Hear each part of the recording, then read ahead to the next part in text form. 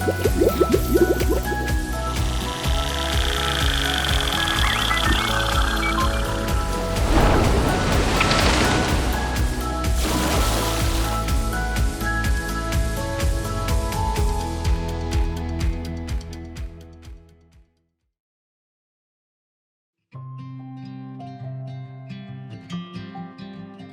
if our wetlands could talk?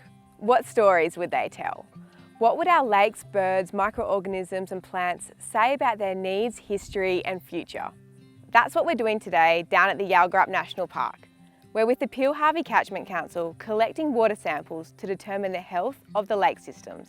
Peel-Harvey Catchment Council's role is to encourage and enable effective catchment management to create a healthier, natural environment. They use science to collect information and interpret it to find out why things are the way they are. Up until now, there are some lakes in this area that have never been studied. And without any data, how can we best know how to manage these lake systems? After starting the Yalgorup Lake's water quality assessments, the Peel-Harvey Catchment Council can conduct analysis, interpret readings, and over time, compare historical data to join the dots. This makes it easier to understand, predict, and manage the needs of the wetlands.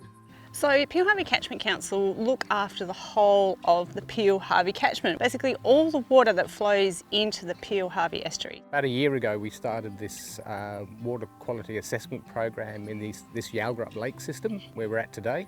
We're doing the entire 17 water bodies, assessed over 19 sites. What we do is we come out every month and we measure the water quality. So we're measuring the conductivity, which tells us how much salt is in the water. We're measuring the pH and we're measuring the dissolved oxygen. Possibly the salinity is the most interesting one of those because it varies enormously through this lake system. That natural variability in salinity between the different systems means that essentially they're all slightly different ecosystems. So certainly as the lakes get saltier, certain types of plants won't grow in them anymore, and then the birds won't come because there's nothing for them to eat.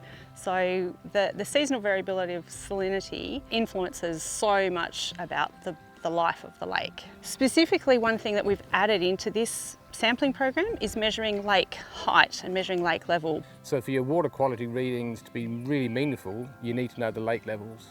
So we have had benchmarks put in by a surveyor.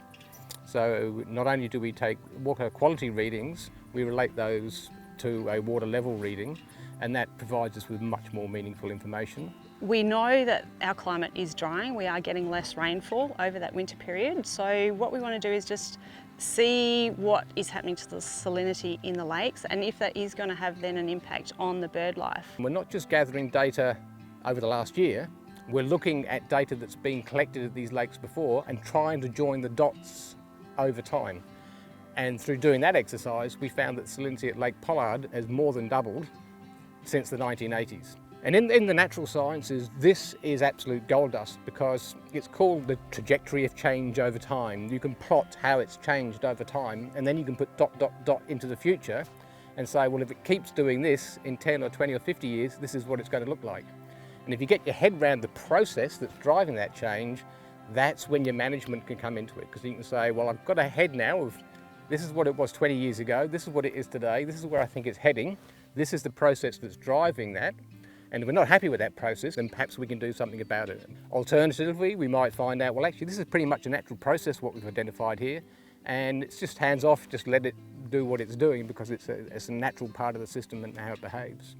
But until you get that data, both the historical data, try and do some quality control on that, until you get a really comprehensive, good quality data set like we're gathering under this program, your management decisions are just mad guesses, basically.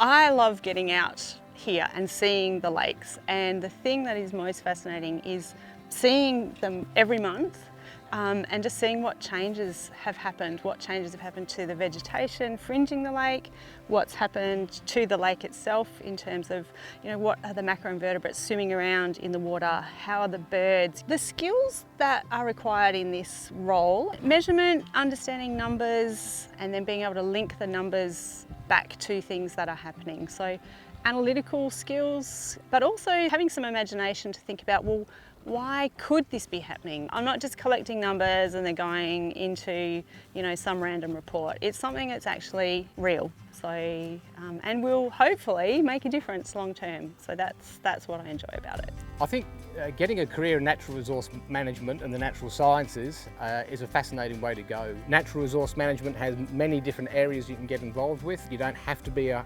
hardcore science person to find a niche within that system. What better way could there be to spend your time on Earth than understanding how to live within that natural living system that we are all absolutely a part of every single day. In the Peel, we've got a lot to protect. We've got the internationally significant Ramsar-listed wetlands, ancient thrombolites and ecosystems that are found nowhere else in the world. This program is about putting good science at the front, ensuring we make sound decisions about how we manage, protect and enhance the environmental resources in the Peel region.